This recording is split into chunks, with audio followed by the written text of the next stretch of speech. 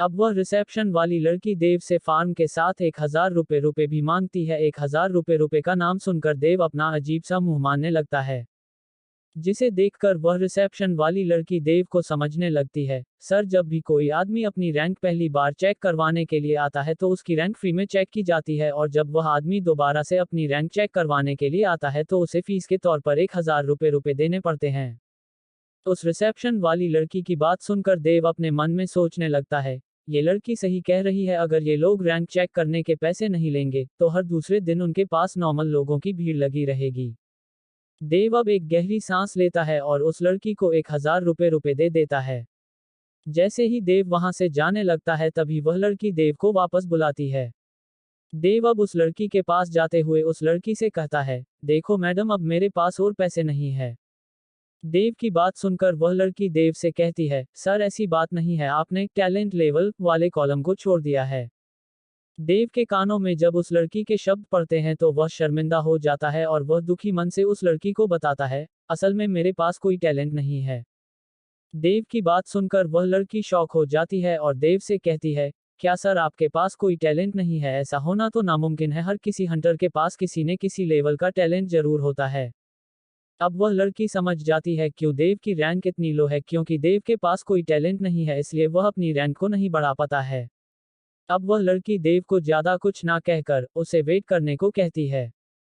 देव अब waiting area में जाकर वेट करने लगता है, जहां पर उसे कुछ लोग बैठे हुए दिखते हैं। देव उन लोगों पर ज्यादा ध्यान न देकर एक जगह पर जाकर बैठ जाता है।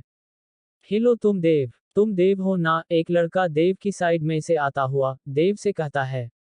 जैसे ही देव उस लड़के को देखाता है तो उसे याद आता है कि ये लड़का तो उसका हाई स्कूल का दोस्त कार्तिक है। अब कार्तिक देव से कहता है, यार पूरे 8 महीने हो गए हैं तुमसे बिना मिले, तुम तो हाई स्कूल के बाद बिल्कुल गायब हो गए। कार्तिक को देखकर देव को वह सब याद आने लगता है कि कैसे कार्तिक उसे बुली होने से बचाया करता था और देव को अपने हिस्से के पैसे देकर उसकी मदद किया करता था। देव कार्तिक को गले से लगा लेता है और गले मिलने के बाद देव कार्तिक से कहता है, यार हाई स्कूल से निकलने के बाद मैं किसी से संपर्क नहीं कर पाया, क्योंकि मेरा फोन पोर्टल के अंदर गिर गया था, और फिर मैं तुमसे मिलने तुम्हारे फ्लैट में भी गया था, पर लेकिन मुझे वहां जाकर पता लगा कि तुम तो वहां से कुछ दिन पहले ही चले गए हो। देव की बात सुनकर कार्तिक देव से कहता है, यार मुझे कुछ बहुत जरूरी काम आ गया था जिस वजह से मुझे फ्लैट छोड़कर जाना पड़ा। खैर इन सब चीजों को छोड़ो, अब तो हम दोनों मिल ही गए हैं और अब हम दोनों को कोई अलग नहीं कर सकता है। कार्तिक अब देव से आगे कहता है, वैसे क्या तुम भी यहाँ पर अपनी रैंक को चेक करवाने के लिए आए हो? कार्तिक की बात सुनकर देव अपना सर हाँ में हिला देता है। कार्तिक अब एक्साइटमेंट में देव से पूछता है, वैसे देव तुम्हारी रैंक क्या है? कार्तिक देव से देव की रैंक के बारे में इसलिए पूछता है क्योंकि जब हाई स्कूल में हाई लेवल के हंटर रैंक चेक करने के लिए आए थे तब तक कार्तिक वहां से जा चुका था। कार्तिक का सवाल सुनकर देव को अपनी रैंक बताते हुए शर्म आ रही थी, फिर भी देव हकलाते हुए कार्तिक को अपनी रैंक और टैलेंट लेवल के बारे में बता देता है। देव की रैंक के बारे में पता चलते ही कार्तिक को देव के लिए बुरा लगता है।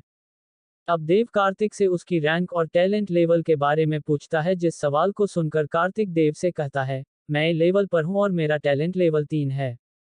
कार्तिक के टैलेंट लेवल के बारे में सुनकर देव को बहुत अच्छा लगता है, क्योंकि कार्तिक ही वो लड़का था जिसने देव के बुरे वक्त में बहुत मदद की थी। तभी पीछे से एक आदमी की आवाज आती है, मिस्टर कार्तिक ओबरॉय आपका नंबर आ चुका है। उस आदमी की बात सुनकर कार्तिक देव से कहता है, देव तुम यहीं पर रुको, मैं अपनी रैंक चेक करवा के आता हूँ। अब कार्तिक अपनी रैंक को चेक करवाने के लिए चला जाता है। कार्तिक के चले जाने के बाद देव अपने मन में सोचने लगता है, कार्तिक का टैलेंट लेवल तो बहुत अच्छा है, ऐसे टैलेंट की मदद से तो कार्तिक बहुत जल्द ही एक हाई रैंक को अचीव कर लेगा। अब हम 10 मिनट बाद देखते हैं जहां कार्तिक अब बाहर आ चुका था। कार्तिक बाहर आते हुए बहुत खुश लग रहा होता है और वह देव के पास आकर कहता है, देव मैं ए रैंक से डी रैंक पर पहुंच गया हूं। अभी कार्तिक और देव खुश हो ही रहे होते हैं तभी फिर से उस आदमी की आवाज सुनाई देती है, मिस्टर देव शर्मा आपका नंबर आ चुका है। उस आदमी की आवाज सुनकर देव कार्तिक को यहीं पर रुकने को कहकर वहां से चला जाता है। देव जैसे ही उस आदमी के पीछे रूम में जाता है तो वह देखता है एक बड़े से हॉल के बीच में 3 मीटर के एक पिलर पर फुटबॉल के साइज का एक गोल क्रिस्टल रखा हुआ है जिसका रंग आसमानी है। अब एक औरत कंप्यूटर में कुछ करने के बाद देव को उस क्रिस्टल पर हाथ रखने को कहती है। देव जैसे ही उस क्रिस्टल पर हाथ रखता है वह क्रिस्टल ग्लो करने लगता है और कुछ ही देर में वह क्रिस्टल ग्लो करना बंद भी कर देता है। अब वह औरत कंप्यूटर में रिजल्ट देखने के बाद परेशान हो जाती है और देव के पास खड़े हुए आदमी को अपने पास बुलाने लगती है। जैसे ही वह आदमी उस औरत के पास जाता है तो वह औरत बड़ी हड़बड़ी से उस आदमी से कहती है, राजवीर देखो ना इस कंप्यूटर में क्या हो गया है, ये कंप्यूटर एरर दिखा रहा है। उस औरत को इतना हड़बड़ी में देखकर राजवीर उस औरत से कहता है, मुझे शुरू से लेकर बताओ इस कंप्यूटर में क्या हुआ। अब वह औरत राजवीर से कहती है, जैसे ही उस लड़के ने इस क्रिस्टल पर हाथ रखा तो कंप्यूटर ने अपना काम करना शुरू कर दिया और उस लड़के के रैंक और टैलेंट लेवल के बारे में बताने लगा और फिर रिजल्ट आने के तुरंत बाद इस कंप्यूटर में एरर आने लगा। उस औरत की बातें ध्यान से सुनने के बाद राजवीर उस औरत से कहता है, वैसे इस कंप्यूटर में एरर आने से पहले इस कंप्यूटर ने उस लड़के के रैंक को टैलेंट लेवल को कितना बताया था। इस सवाल को सुनते ही वह औरत जल्दी से देव के रैंक और टैलेंट लेवल के बारे में बताने लगते हैं। जैसे ही उस लड़के ने उस क्रिस्टल पर हाथ रखा तो कंप्यूटर ने इसका रैंक हाई लेवल 1 बताया और टैलेंट लेवल पहले 1 आया, फिर 2 आया और फिर एरर आना शुरू हो गया। उस औरत की बात सुनकर राजवीर उस औरत से कहता है, तुम चिंता मत करो, मैं अभी जाकर बॉस से इस मामले में बात करता हूँ। राजवीर बॉस के पास जाने से पहले देव के पास आता है और देव से कहता है, देखिए मिस्टर देव शर्मा, हमें आपकी रैंक बताते हुए कुछ प्रॉब्लम हो रही है, आप बाहर जाकर वेट करिए, हम लोग आपकी रैंक थोड़ी देर बाद बता देंगे और आपको न्यू आईडी भी दे देंगे। राजवीर की बात सुनकर देव राजवीर से ज्यादा कुछ नहीं कहता है और वहां से बाहर चला जाता है। जैसे ही देव बाहर निकलता है तो उसे वहां पर कार्तिक खड़ा हुआ मिलता है। अब कार्तिक देव से जल्दबाजी में पूछता है, देव मुझे जल्दी से बताओ कि तुमने एफ रैंक से कितनी प्रोग्रेस की है। देव का मायूस सा चेहरा देखकर कार्तिक को ऐसा लगने लगता है कि देव ने कोई प्रोग्रेस नहीं की है क्योंकि देव के पास कोई अच्छा टैलेंट नहीं था। अब कार्तिक देव को ज्यादा फोर्स नहीं करता है और देव के जवाब का इंतजार करने लगता है, जहां देव अब कार्तिक को अंदर हुई सारी घटना के बारे में बता देता है। देव की बात ध्यान से सुनने के बाद कार्तिक देव से कुछ सोचते हुए कहता है, अच्छा तो उन्होंने तुम्हें वेट करने को कहा है, चलो फिर वेट करते हैं।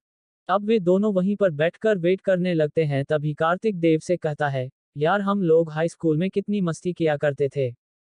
तभी कार्तिक को कुछ याद आता है और वह देव से पूछता है, आज से 2 महीने बाद कॉलेज के अंदर सिलेक्शन होने शुरू हो जाएंगे, तुम कॉलेज के अंदर एडमिशन ले रहे हो ना। कार्तिक की बात सुनकर देव अपने मन में सोचने लगता है, अगर मैं कॉलेज के अंदर एडमिशन ले लेता हूं तो मुझे इस चीज के बहुत से फायदे मिल सकते हैं क्योंकि कॉलेज को गवर्नमेंट बहुत से रिसोर्सेस देती है जिससे हमारे आने वाली जनरेशन पावरफुल हो सके। और वैसे भी अगर मैं कॉलेज से अच्छे नंबरों से ग्रेजुएशन कर लेता हूं तो फिर मैं एक अच्छी गिल्ड में शामिल भी हो सकता हूं।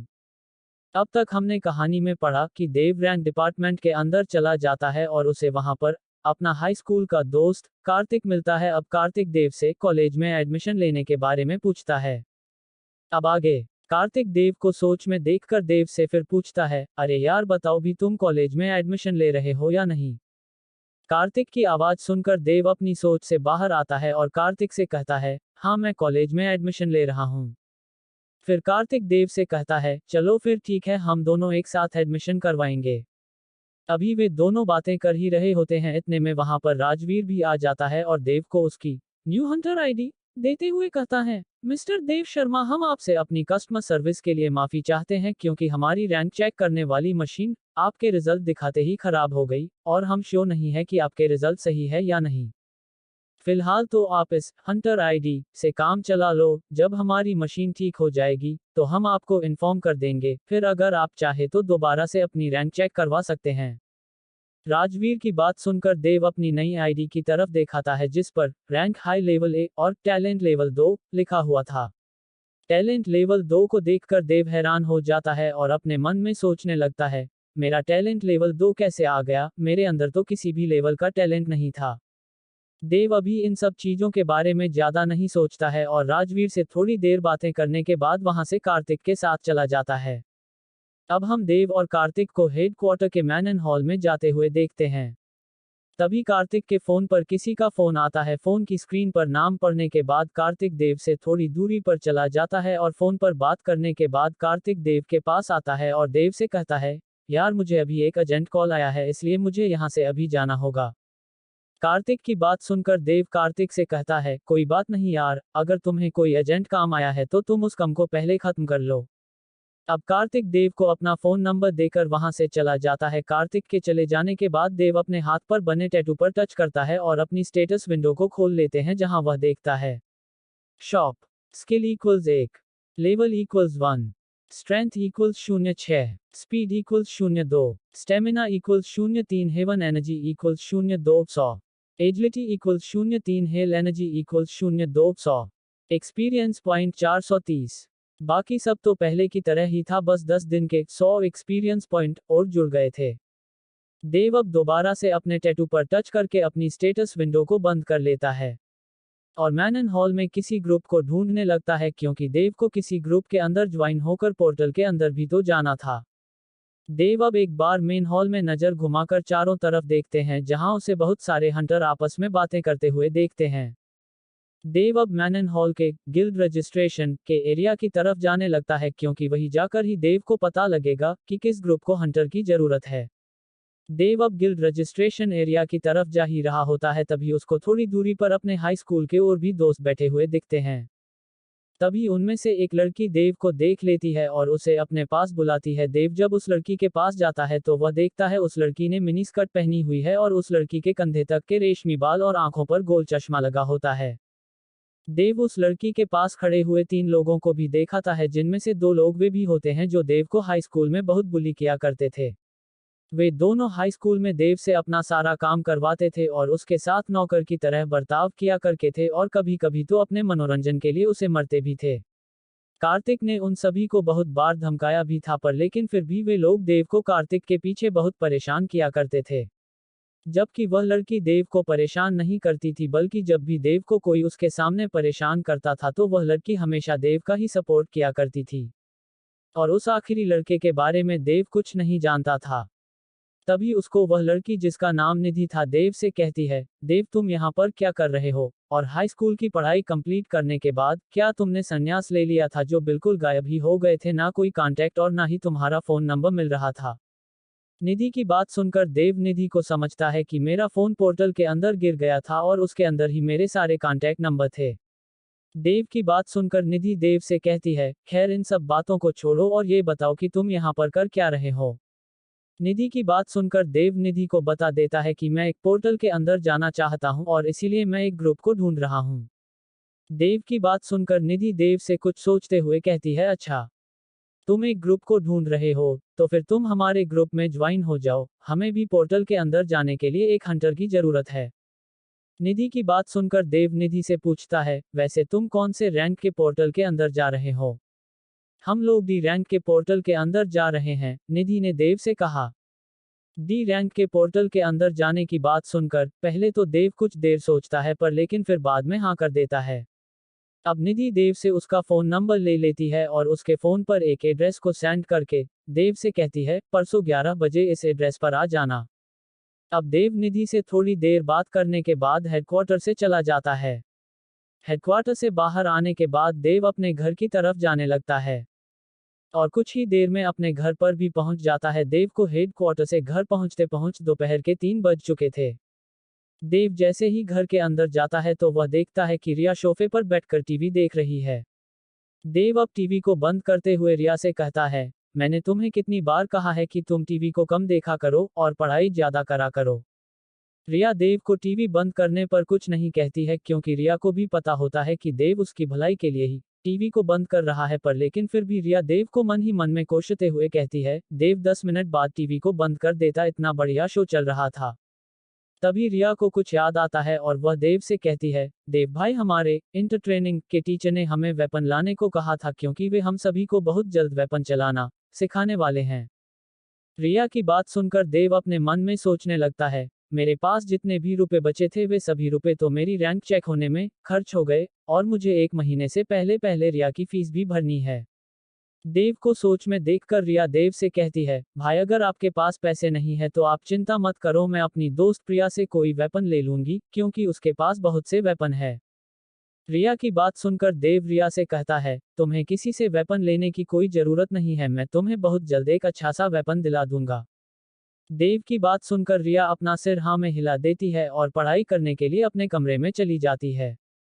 रिया के कमरे में जाते ही देव भी अपने कमरे में चला जाता है और अपने कमरे में जाकर सोचने लगता है, मैंने डी रैंक के पोर्टल के अंदर जाने के लिए हाँ तो कर दी है, पर लेकिन मैं आज से पहले डी रैंक के पोर्टल के अंदर नहीं गया हूँ।